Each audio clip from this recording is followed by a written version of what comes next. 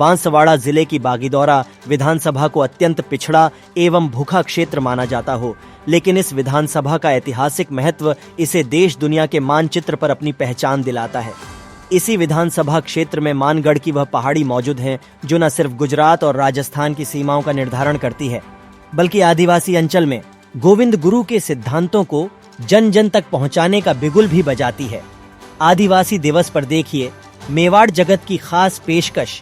मानगढ़ धाम को राजस्थान का जलियांवाला बाग कहा जाता है।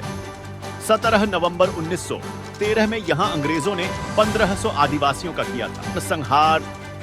सभी आदिवासी अपने गोविंद गुरु का जन्मदिन मनाने के लिए हुए। मानगढ़ में जमा गोविंद गुरु अंग्रेजी हुकूमत के खिलाफ कर चुके थे आवाज बुलंद। भगत आंदोलन के मार्फत आदिवासियों से कराई जाने वाली बेगार का भी कर रहे थे विरोध। आदिवासियों में फैली नशे की लत को दूर करने के लिए भी किया जा रहा था। बागीदौरा विधानसभा के आनंदपुरी कस्बे से 7 किलोमीटर दूर स्थित मानगढ़ की पहाड़ी का इतिहास जलियांवाला बाग से भी बड़े नरसंहार की कहानी को बताता है। यहाँ अंग्रेजी हुकूमत ने गोविंद गुरु का जन्मदिन मनाने के लिए जमा हुए आदिवासियों पर हमला कर दिया, जिसमें 1500 से अधिक आदिवासी मारे गए। इसी पहाड़ी पर एक महान संत आदिवासी उत्थान के लिए कार्य कर रहे थे। उनका नाम था गोविंद गुरु। अंग्रेजी हुकूमत में जब हर व्यक्ति अपने अपने अंदाज से आजादी में सहयोग कर रहा था, तभी अशिक्षा और अज्ञानता में जीवन यापन कर रहे आदिवासी अंचल के लोगों में धार्मिक चेतना की चिंगारी के माध्यम से आजादी की अलख जगाने का काम गोविंद गुरु ने किया। आदिवासी अंचल के लोग नशा करने के आदी माने जाते थे। ऐसे में गोविंद गुरु ने नशे के खिलाफ एक अभियान चलाया, जिसमें लाखों आदिवासियों ने न सिर्फ नशा छोड़ने का संकल्प लिया, बल्कि उसके मार्फत अन्य आदिवासियों को भी जागृत करने की कोशिश की। गोविंद गुरु वे व्यक्ति थे जिन्होंने ना तो कभी सैन्य प्रशिक्षण प्राप्त किया और ना ही स्कूली शिक्षा, लेकिन वे ढोल मंजीरों की ताल और भजन की स्वर लहरियों से जनमानस को आजादी के लिए उद्वेलित करते थे। मानगढ़ पर हुए नरसंहार में अत्यधिक लोग मौत के घाट उतार दिए गए थे, लेकिन कुछ लोग जीवित भाग कर आए। उनके मौखिक वर्णन से ही इस ऐतिहासिक घटना का पता चल पाया। गोविंद गुरु का आदिवासियों में जनचेतना लाने वाला भगत आंदोलन इतना लोकप्रिय हुआ कि उनके साथ 5 लाख से भी ज्यादा आदिवासी जुड़ गए। नरसंहार वाले दिन भी गोविंद गुरु का जन्मदिन मनाने के लिए बांसवाड़ा और डूंगरपुर जिले के अलावा गुजरात, मध्य प्रदेश से भी कई आदिवासी मानगढ़ की पहाड़ी पर पहुंचे थे। कि हमारी भारत की जो सामाजिक और सांस्कृतिक परंपराएं रही है, उन सामाजिक सांस्कृतिक परंपराओं में हमने हमेशा त्याग और तपस्या की और बलिदान की पूजा की है, और ये हमारी थाती रही है। क्योंकि जो अपने लिए जीवन जी करके दूसरों के लिए जीवन जीते हैं या किसी बड़े उद्देश्य के लिए अपना बलिदान करते हैं, उन उद्देश्यों की हमेशा पूजा होती है। हर काल में उसकी पूजा होती चली आई है। इससे हमारा इतिहास और हमारा सांस्कृतिक परंपराएं भरी पड़ी है।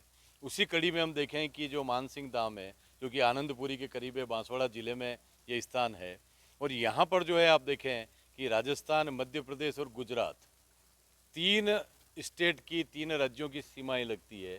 तो इस तरह से इसका जो प्रभाव है, वो प्रभाव हमें 3 राज्यों में देखने को मिलता है। 3 राज्यों के जो निवासी हैं आसपास के, वो यहाँ पर अपनी आस्था रखते हैं, और आस्था रखने का कारण था गोविंद गुरु, जिन्होंने भगत आंदोलन चलाया था।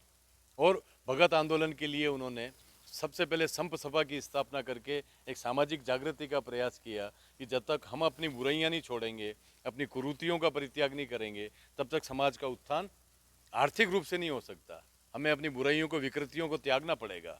तो इसलिए अग्नि के सामने हवन करते हुए वो कसम खाते थे कि हम शराब नहीं पिएंगे, जुआ नहीं खेलेंगे, और भी अनेक तरह की जो कुरीतियाँ थी, उनको लेकर के एक समाज में जागृति पैदा हुई थी, और ये जागृति आगे बढ़ती जा रही थी। तो उसी में हम देखते हैं कि उस समय सामंती प्रथा के कारण, राजतंत्र के कारण निर्धन लोगों का, ऐसे गरीब आदिवासियों का शोषण होता था। उनके परिश्रम का पूरा मूल्य नहीं दिया जाता था, जिसको हमने इतिहास में बेगार के नाम से माना है। बेगार प्रथा सामंती शासन की एक बहुत बड़ी कुरीति रही है। उसके खिलाफ भी गोविंद गुरु ने इनको जागृत किया, और वहाँ पर ये विमर्श होता था।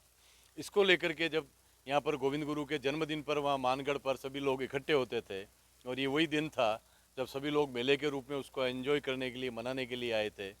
लेकिन तत्कालीन सामंतों के द्वारा, जहाँ पर भारत में अंग्रेजी राज कायम हो चुका था, अंग्रेजों को ये कहा गया कि ये आपकी नीतियों के खिलाफ ये विद्रोह करना चाह रहे हैं, आपके राज्यों को ये स्वीकार नहीं कर रहे हैं, आपके आदेशों की ये पालना नहीं करना चाहते हैं, तो अंग्रेज़ों ने उनके दमन के लिए जो उस समय जो कर्नल शटल हुआ करते थे, उन्होंने वहाँ पर गोलियां चलाना शुरू कर दिया, तोपें वहाँ पर खड़ी कर दी।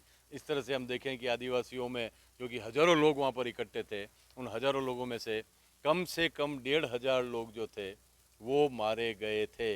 ये जलियांवाला बाग हत्याकांड जो पंजाब में हुआ था 1919 में, उससे 6 साल पहले ये कांड राजस्थान में हुआ था, और जलियांवाला बाग कांड में मारे जाने वालों की संख्या इससे बहुत ही कम थी, जबकि यहाँ की संख्या थी वो कम से कम 1,500 तो थी 1,500 से लेकर के 2,000 लोगों के बीच में वहाँ पर निर्दोष आदिवासी जो मेला मनाने के लिए आए थे वो लोग मारे गए, जो कि एक धार्मिक कार्य के लिए आए थे।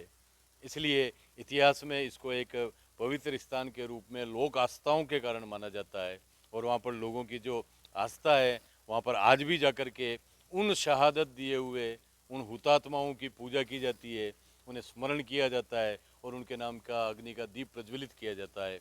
ये हमारे मानगढ़ की जो एक परंपरा है। मानगढ़ की पहाड़ी की सर्वाधिक ऊंचाई वाली चोटी ही राजस्थान और गुजरात की सीमाएं तय करती है।